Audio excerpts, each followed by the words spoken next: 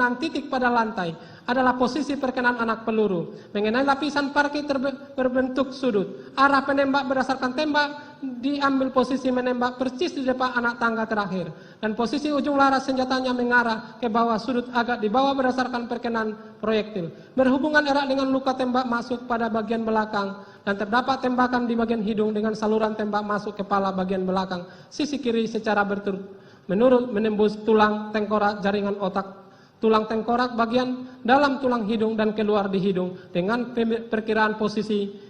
penembak persis di depan anak tangga terakhir dan terdapat 7 luka tembak masuk dan 6 luka tembak keluar. Fakta tersebut bersesuaian dengan keterangan saksi Richard Eliezer Pudium Lumiu yang mengemukakan bahwa terdakwa Ferdy Sambo menghampiri korban Nopriansah Yosua Huta Barat yang sudah tertelungkup dengan menggunakan sarung tangan hitam, menggenggam senjata api menembak ke arah tubuh korban Nopriansah sebagaimana alur peluru yang masuk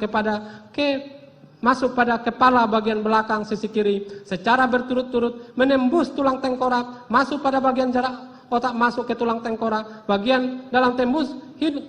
tulang hidung dan keluar di hidung yang menyebabkan korban Nopriansah Yosua mati seketika. Fakta tersebut bersesuaian dengan keterangan saksi Susanto yang menyatakan sisa peluru yang ada di dalam magasin senjata api Glock 17 milik saksi Richard Eliezer Pudium Lumiu sebanyak 12 butir, sehingga saksi Richard Eliezer Pudium Lumiu hanya menembak sebanyak 3-4 kali karena senjata api Glock berkapasitas 17 butir dan senjata api Glock 17 hanya bisa diisi 16 butir agar tidak terjadi kemacetan saat digunakan. Dan faktanya terdapat 7 luka tembak masuk dan 6 luka tembak keluar sehingga patut diperkirakan tembakan terakhir yang mengenai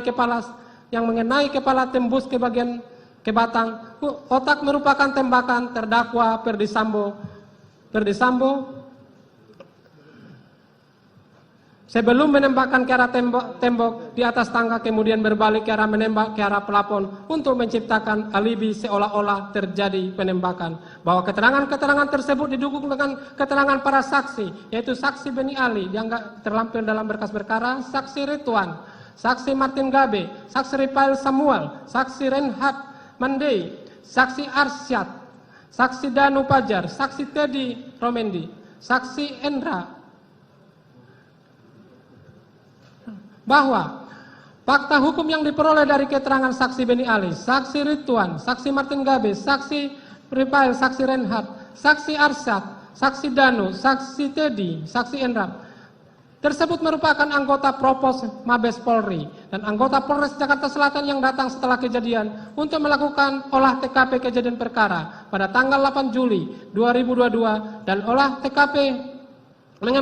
menemukan korban Nopriansah Yosua Huta Barat sudah meninggal tertelungkup bersimbah darah di dekat tangga dan terdapat 1 lubang tembakan di tubuh korban dan juga menemukan barang bukti berupa senjata api Glock 17 berisi 12 butir peluru dalam magasin dan senjata api HS berisi 9 butir peluru dalam magasin serta 4 buah serpihan dan terdapat 10 selongsong peluru yang ditemukan di samping tubuh korban, 1 di sekitar lutut, 1 di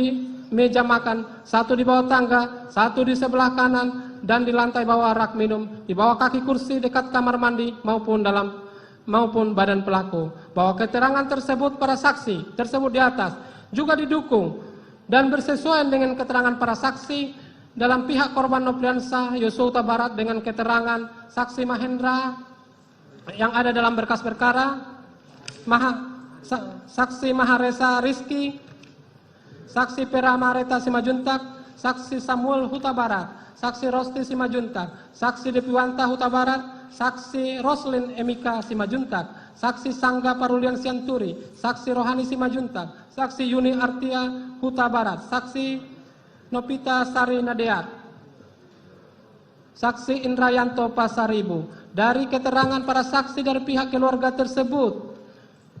menjelaskan bahwa korban Nopriansah Yosua Huta Barat mati karena tertembak dan terdapat luka tembak pada dada. Bahwa peristiwa tersebut merupakan peristiwa pembunuhan dengan pengertian pembunuhan adalah suatu proses perampasan, peniadaan, atau menghilangkan nyawa seseorang yang dilakukan oleh orang lain. Pengertian proses dalam hal ini mencakup pengertian luas, yakni semua yang menyebabkan terjadi pembunuhan tersebut, baik yang terlibat langsung maupun tidak langsung. Orang yang melakukan perbuatan secara langsung sudah pasti dia merupakan pelaku pembunuhan. Yang menyuruh melakukan perbuatan, yang turut